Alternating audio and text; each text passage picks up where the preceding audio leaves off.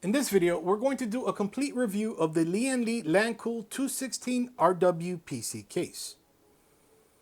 We're first going to go over some acoustic and thermal testing, then we're going to go over the overall build quality of the case, then we're going to go over my opinions on the case, and I'd love to get your feedback on that as well. Now, without wasting any more time, let's get started. So before we can start testing, I want to show you what the ambient noise level in this room is with the computer off.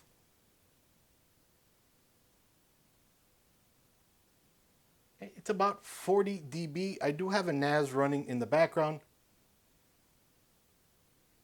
but that's the only thing on aside from the light. So I'm going to go ahead, turn it on real quick.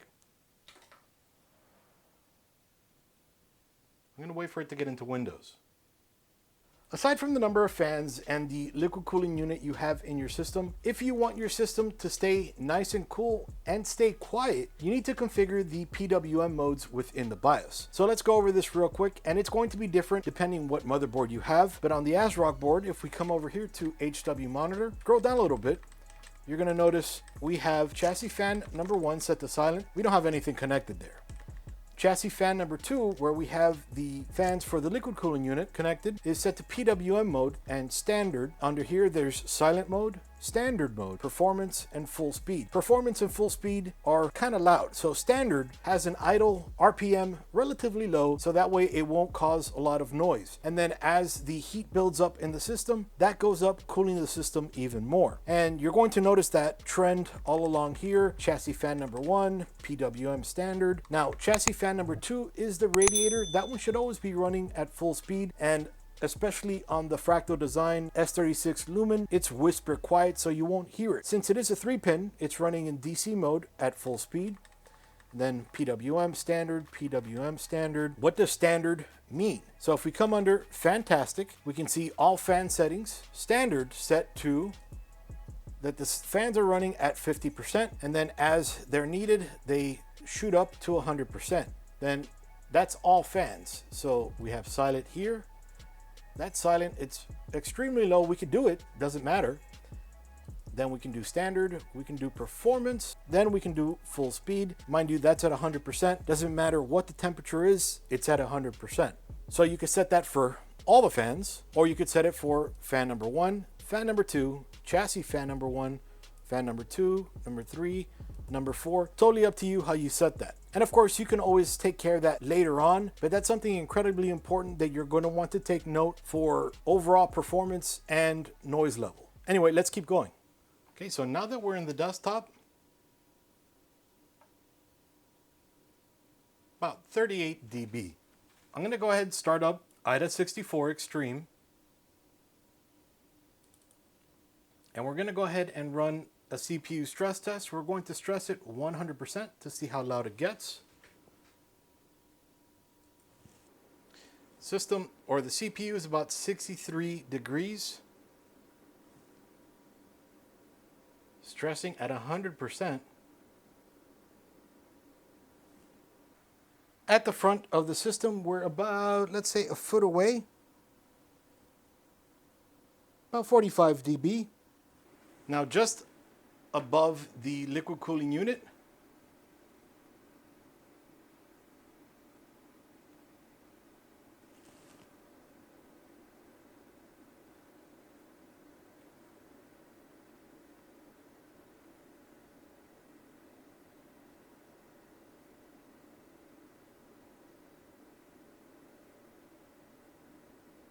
about 65 dB.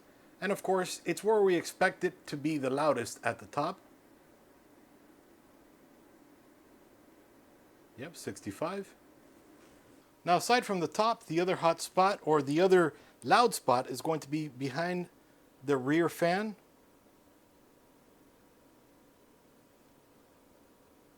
It hit 52, but it's about 50 dB regularly.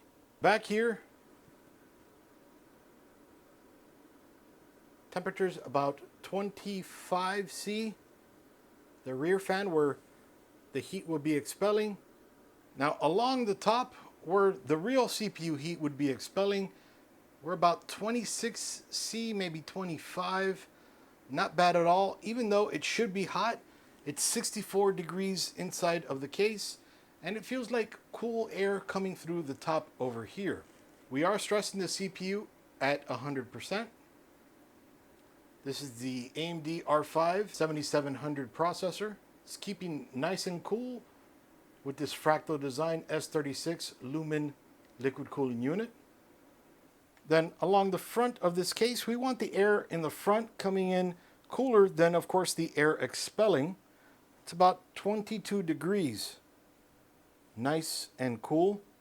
Just checking in everywhere down here just to make sure. 21 degrees down there. 24 degrees over here. It might have been a fluke, but it did hit 24. So now I'm going to let this stress test run for another 23 minutes, maybe a little bit longer, and let's see how hot it gets.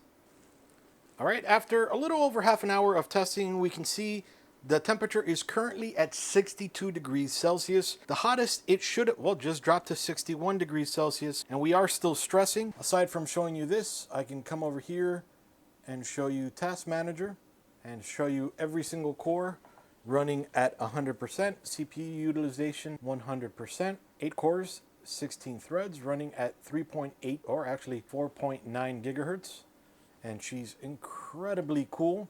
4.91 it just hit. So we just saw it hit 90 or 63 degrees there. I'm in a little bit different situation than usual. Now typically we're at 63 degrees Fahrenheit in the house, but actually it's 69 degrees, cooling down to 63 degrees within the next 2 hours. So we're a little bit hotter than usual, and still that CPU is nice and cool. Now with the system running at 62 degrees, the loudest we've hit right now is about 44 dB, and that's awesome. We're about 6 inches away from the side panel. Now, about 6 inches away from the front of the case, we've hit about 49, but typically we're around 47. Now, at the top of the case, just above the radiator, about 54 so far.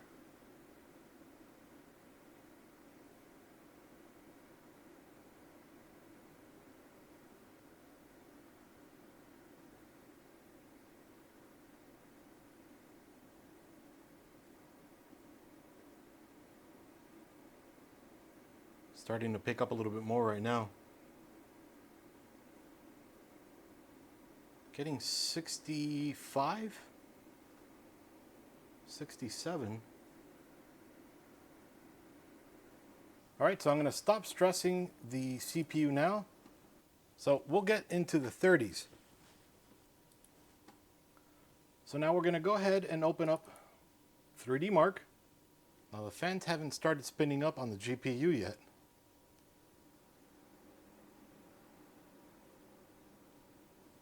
All right, now let's go to stress test. And one sec while I update this. Always at the worst time. All right, so fans are still off. Now I'm going to hit run stress. And I have the temperatures and everything up at the top left.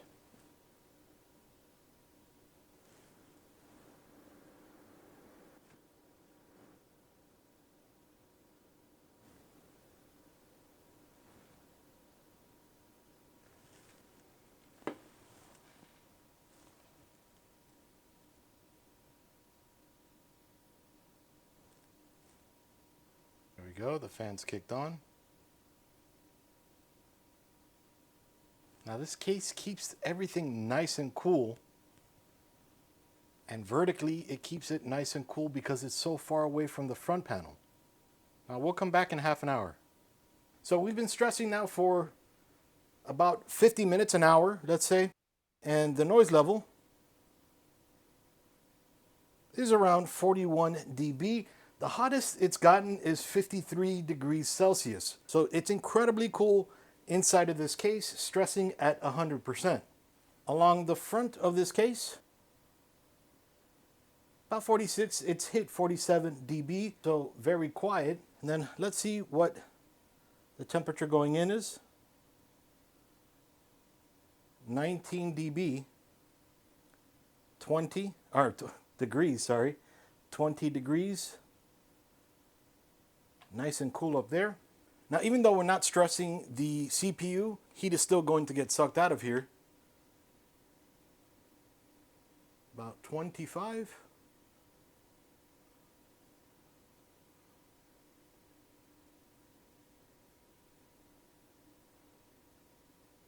So 25 degrees at the max up here, beautiful. Then the noise level.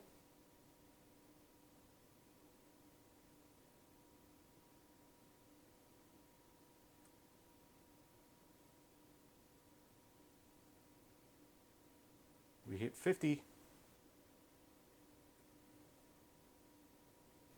So right here seems to be the loudest at about 50 dB.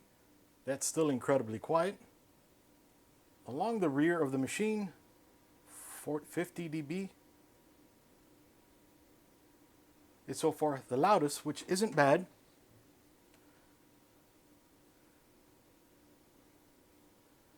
"30 degrees from here. From along the rear of the video card, 49 has been the highest. And let's see the temperature. 28, 31, 32, 33, 34, 35. So still all incredibly cool and quiet. So helping keep the video card nice and cool and the overall system nice and cool are the two front 160mm fans. Because they're so large, they don't need to spin as much, generating as much noise as smaller fans, and so they allow for more airflow within the case at a lower noise level. That's pretty awesome. Now, one of the other things helping the system be nice and cool, even with the card like this, which generally generates more heat because it's so close to the side panel. This is almost 3 inches from the side panel. So you have plenty of room in here for air to come over here with those 160mm fans, blow over here and get sucked in and then exhausted, vented out of here, rising up and then getting sucked out from the ceiling here and then also from the rear of the case.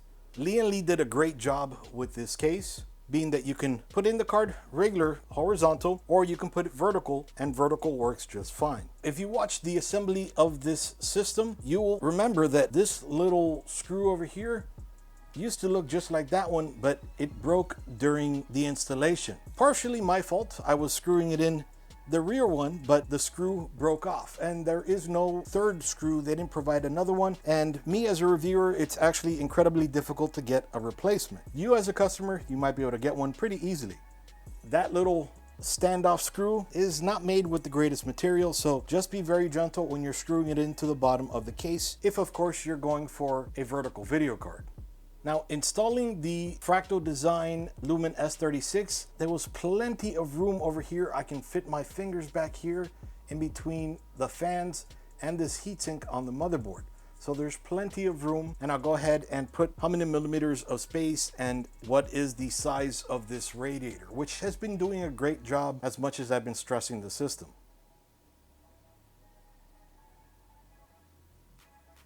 One of the features I loved about this case is the fact that you can, by removing these 2 screws, you can remove the roof of this case so that you can more easily attach a radiator or fans or whatever you want to put up here. I think that's a great idea. Mind you, they're not the first, but the fact that they included it is awesome, especially at this price point. Another thing I didn't like with the placement of the video card is this is directly under the fan. So getting to these screws is incredibly difficult.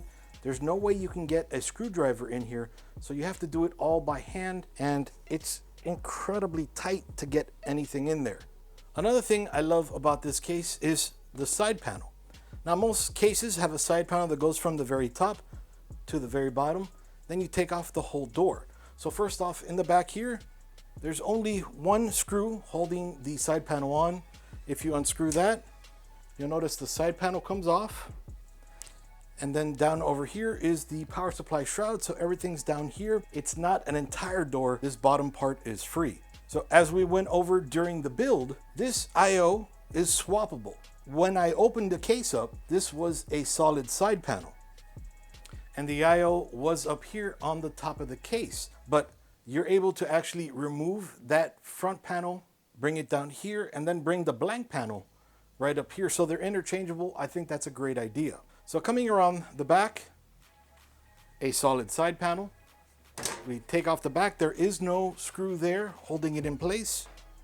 Just these little nubs here that would snap right into here. This case does a great job lending itself to great cable management. It has up here the fan hub and also the ARGB hub, so you can connect 6 fans or 6 ARGB connections up there. Then over here, two 2.5-inch trays for either a 2.5-inch SSD or a mechanical drive. Then they have little clips over here to allow you to route cables through here. Then grommets right up here, rubber grommets over here to allow you to slide cables from the bottom and back of the case through the front of the case over here. Then down here we have plenty of space for a power supply, some space to shove some cables in here, and then space for 2 3.5-inch drives. If we wanted to, we can move these trays to right above here, right above the power supply shroud, but it's a little crowded right now with that video card. Now, one part that can be